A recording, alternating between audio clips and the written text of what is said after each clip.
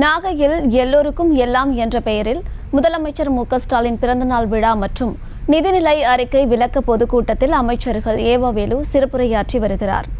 இது தொடர்பான மேலும் விவரங்களை கொடுப்பதற்காக செய்தியாளர் லெனின் இணைப்பில் இருக்கிறாரிடம் பேசலாம். லெனின், விவரங்கள். அமருத், தமிழக முதலமைச்சர் மு.க.ஸ்டாலின் 71வது பிறந்த நாள் மார்ச் 1ஆம் தேதி கொண்டாடப்பட்டது.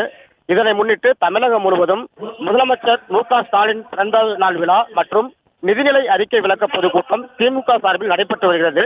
அந்த வகையில் நாகை புத்தூர் அருகே உள்ள சிஎஸ்ஐ திடலில் எல்லோருக்கும் எல்லாம் திராவிட மாடல் நாயகரின் பிறந்தநாள் மற்றும் நிதிநிலை அறிக்கை விளக்க பொதுக்கூட்டம் தற்போது நடைபெற்று வருகிறது.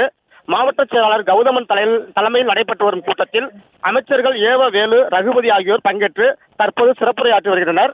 இந்த கூட்டத்தில் நாகை, கீழ்வலூர், திருமருகல், கீழையூர், தலைஞாயிறு, வேதாரண்யம் ஒன்றியங்களுக்கு உட்பட்ட 2000க்கும் மேற்பட்ட திமுகவினர் பங்கேற்றுள்ளனர்.